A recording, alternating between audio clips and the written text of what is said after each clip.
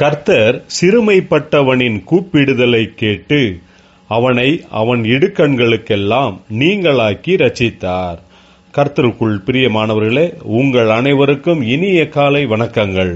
இன்றைய வேதவசன தியானத்திற்கென்று நாம் தெரிந்தெடுத்திருக்கும் வேத பாகமானது எரேமியாவின் புலம்பல் புத்தகம் 3ஆம் அதிகாரம் 21ஆம் வசனம்.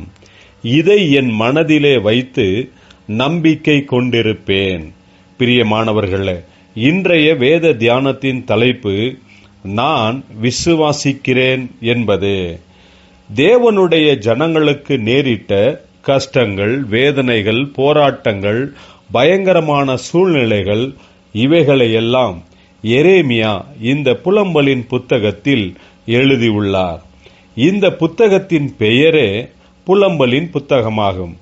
இத்தனை கஷ்டங்களின் மத்தியிலும் போராட்டங்களின் மத்தியிலும் எரேமியா தீர்க்கதரிசி இன்றைய தியான வசனத்தில் தேவனுடைய கிருபையை நினைவிற்கு கொண்டு வந்து என் மனதிலே வைத்து நம்பிக்கை கொண்டிருப்பேன் என்கிறார்.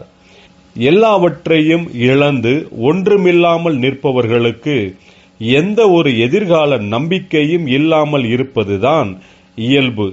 ஆனால் கர்த்தரையும் அவருடைய வார்த்தைகளையும் சார்ந்து கொண்டிருப்பவர்களுக்கு எப்படிப்பட்ட சூழ்நிலைகளில் இருந்தாலும் நிச்சயமாகவே நம்பிக்கை உண்டு. அதைத்தான் இன்றைய தியான வசனத்தில் பார்க்கிறோம்.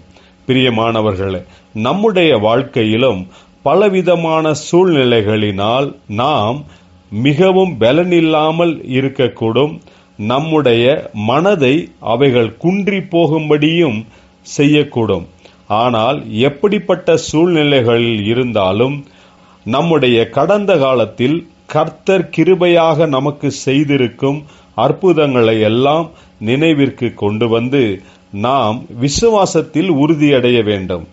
ஏனென்றால் சூழ்நிலைகளை மாற்றி அமைக்கக்கூடிய கர்த்தர் நம்மை கண்ணோக்கி பார்க்கிறவராய் இருக்கிறார்.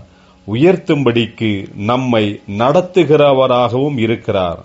ஒன்றுமில்லாமையில் இருந்து சகலவற்றையும் தம்முடைய வார்த்தையினால் சிருஷ்டித்த தேவனுக்கு அசாத்தியமானது ஒன்றுமில்லை. தேவனால் எல்லாம் கூடும். தேவனையே விசுவாசிப்போம், அற்புதங்களை பெற்றுக்கொள்வோம். ஜெபிப்போம். ஜீவனுள்ள தேவனே, உம்முடைய கிருபையினால் எங்களை நிரப்பும், ஆசீர்வதியும். உமக்கே மகிமை உண்டாகும்படிக்கு எங்களை சாட்சிகளாக நிறுத்தும். இயேசு கிறிஸ்துவின் நாமத்தில் ஜெபிக்கிறோம் நல்ல பிதாவே, ஆமேன்.